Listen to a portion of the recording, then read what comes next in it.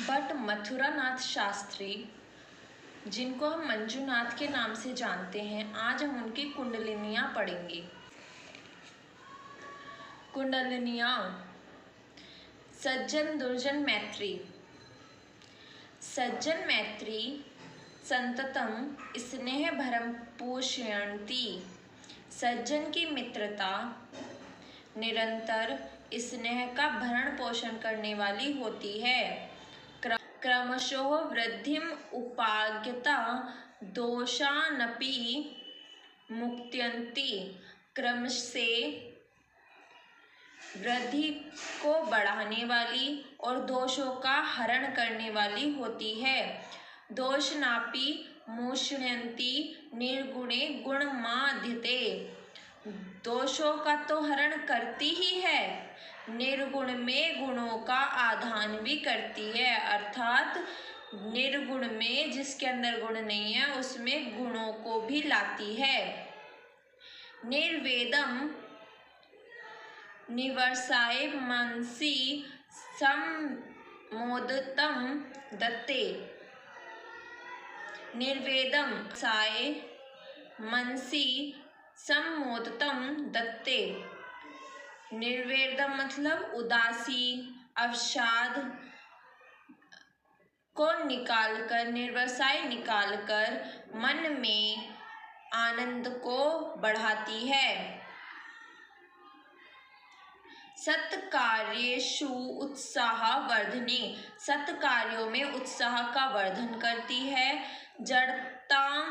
जड़ता जैत्री। जड़ता अर्थात मूर्खता को समाप्त करती है। स्नेह सार विश्राम भसकता। स्नेह को निरंतर बढ़ाती है, ऐसी सज्जन की मित्रता होती है। अब इसको देख लेते हैं एक बार। सज्जन की मित्रता निरंतर स्नेह का भरण पोषण करने वाली होती है तथा क्रम से वृद्धि को प्राप्त होती हुई दोषों का हरण कर लेती है। दोषों का हरण तो करती ही है, परंतु निर्गुण में भी गुणों का आधान और निर्वेद का निर्वासन कर मन को सम्यक प्रसन्नता प्रदान करती है। सज्जन की मित्रता स्नेह सार से निरंतर संपन्न सत्कार्यों के द्वारा उत्साह का वर्धन करने वाली तथा जड़ता को समाप्त करने वाली होती है।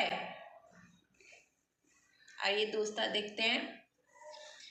दुर्जन मैत्री पूर्वतः प्रीति प्रगट्येत्येव। दुर्जन की मित्रता प्रारंभ में प्रेम को प्रकट करती है। स्वार्थ विभागे कुत्रचित स्नेहम विघटायत्येव। स्वार्थ निकल जाने पर, स्वार्थ की बात आने पर कहीं न कहीं वह स्नेह को तोड़ देती है। विघटाय मतलब समाप्त कर देती है। स्नेह विघटायत्येव बहि सद्भावे भावम भज्यते। बहि बाहर से मानो सद्भाव स्नेह और अच्छा व्यवहार करती है, भज्यते करती है। स्नेहम विघटाए वैसे स्नेह का हरण करती है। मुख मात्रे केवल मुख से ही मधुरत्वेमेति मधुर बोलती है। हृदय कलुष्यते हृदय में कलुषिता अर्थात हृदय में बुराई को छिपाकर रखती है। असक्षमे मित्रस्य गुप्तम पवादाननेत्री।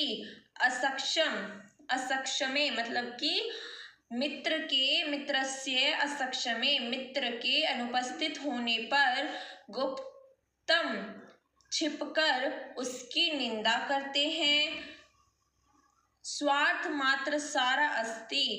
केवल स्वार्थ के लिए ही दुर्जन की मित्रता होती है। ये दुर्जन के लक्षण हैं, दुर्जन मैत्री के लक्षण हैं। आजकल स्वार्थ की ही दोस्ती रह गई है। काम पड़ता है तो बेहद प्रेम का प्रकटन, काम ना बना तो प्रेम बिखरना शुरू, ऊपर से निष्कपटता का मुखौटा, बोली में चाशनी से घुली, हृदय में गहरे छल छिद्र, पीठ पीछे उसी दोस्त के विरुद्ध षड्यंत्र, यह है स्वार्थ के प्रति का चट्टा। हे मित्र, दुर्जन मैत्री के ये लक्षण हुआ करते हैं। इसको हम आसान भाषा में जो मैंने वर्ड टू वर्ड समझाया वो इस प्रकार है। दुर्जन की मित्रता प्रारंभ में प्रकट करती हुई प्रतीत होती है, परंतु स्वार्थ की बात आने पर कहीं न कहीं वह स्वयं स्नेह को तोड़ देती है।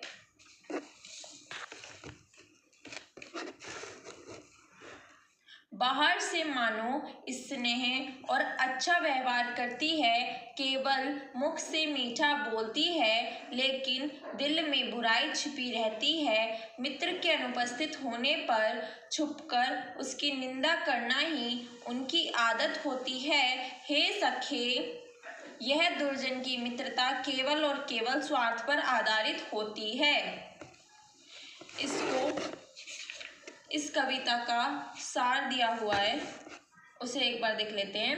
द्वितीय कविता दुर्जन कवि ने स्वार्थ की मित्रता का वर्णन किया है, जिसमें सज्जन और दुर्जन की मैत्री किस प्रकार की होती है को बताया है और कहा गया है कि सज्जन की मैत्री सदा सुखदायी और दुर्जन की मैत्री दुखदायिनी हुआ करती है। अतः सज्जन मैत्री समाराध्य तथा दुर्जन मैत्री सर्वथा त्याज्य है। यह सज्जन दुर्जन मैत्री ही सबसे ज़्यादा इम्पोर्टेंट है, इसलिए मैंने इसमें यही पढ़ाया है। अगर आप कुंडलिनियों में भारत विभाग,